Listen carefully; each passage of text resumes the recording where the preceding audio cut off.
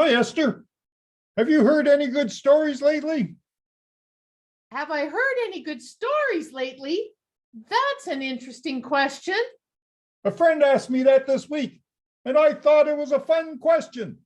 So I decided to ask you. Well, I have read a good story lately. That's good. What was the story? It was a story that Jesus told. That's really good. Jesus was a great storyteller. Would you like to hear the story? Yes, please tell me the story. Okay. Once upon a time. Wow.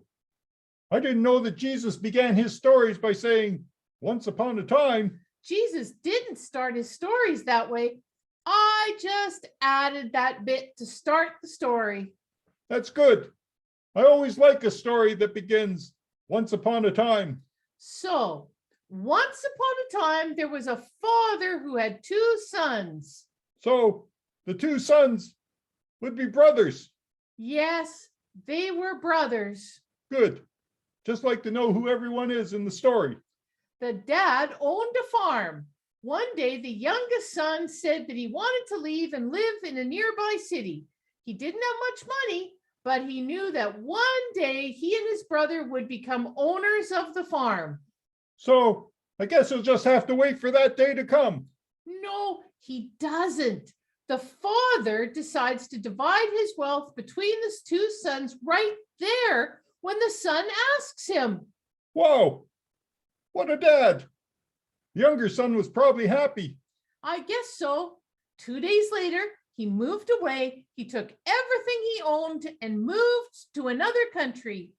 Did he have a job offer there? No, he figured he would just live off the money his father had given him. Really? How'd that go for him? Not well. Apparently, the youngest son liked going to parties and eating at the best restaurants and driving the fanciest cars. Wait, did they have cars back then? No, they didn't. The younger son didn't really get a car. I just said that to give you the idea that he liked spending money on all sorts of things. I hope he had a lot of money. Well, not enough money. He spent everything he had, and then there was a famine. A famine? You mean no one could grow food? There wasn't enough to eat? People were hungry? That's right. Everyone was hungry, and the youngest son was very hungry. If I were him, I'd get a job. Well, that's what he did.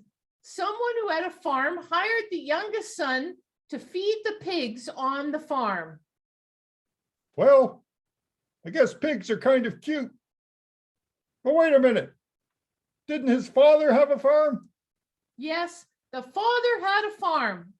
So the youngest son left home so he wouldn't have to work on the farm. And now he was working on a farm for someone he didn't know. That's right. The youngest son was so hungry, he thought he would be willing to eat the food that he gave to the pigs. I'm getting hungry just listening to this story. He remembered his father's farm, and the people who worked on his father's farm all had enough to eat. Think I'd rather have a job with his father. That's what the son thought. So he decided to go home and tell his father that he was not worthy to be called a son, and that he wanted his father to hire him to work on the farm. Bet his father will find that confusing. What's confusing? Well, first the youngest son tells his dad to give him money because he's his son. Now he says, pretend I'm not your son and hire me to work for you. I think that's confusing. Treat me like I'm your son. Now treat me like I'm not your son. You're right. That is confusing. So, how have things been back on the farm while the youngest son has been away? Well, the oldest son had been looking after the farm. Good for him. What about the dad? The dad sometimes heard stories about his youngest son from travelers who came from the cities. And the dad's going to be surprised when the youngest son shows up again at the farm asking for work. Hope the youngest son got a letter of reference from his last boss saying how good he was at feeding the pigs. Well, the father was looking out a window of the house, and he saw his son down the road, walking towards the farm. And so the father ran down the road and gave his son a big hug and kissed him. Wow, I'm sure the son wasn't expecting that. No, in fact, as soon as the son got his breath back after being hugged, he told his father that he was sorry and that he no longer was worthy to be called his father's son. And then he asked for a job. He didn't have a chance to ask because his father told some of the servants to bring the very best robe they had and a family ring and a pair of comfortable sandals, all for the son. And then the father told the servants to prepare a feast so they could celebrate the son's return. Wow, that sounds even better than getting a job on the farm. Sounds like the youngest son's dad was really happy to see him. Yes, the father gave his son all those things as a way of saying to him, "You have always been and will always be my son. Welcome home." What a nice ending to the story. All that's left is to say, and they all lived happily ever after. Well, the story isn't quite over yet.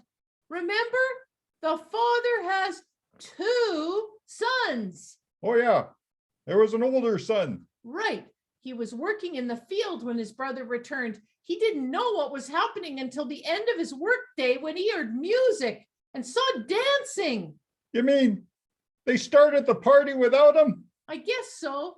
When he was told that the party was for his brother, the oldest brother became angry and wouldn't go in the house. So much for they all lived happily ever after. Right. So the father came outside and told the other older brother that he had always been home, but the youngest son had left and they were celebrating that he was back. The father said that the younger son had been lost and now was found.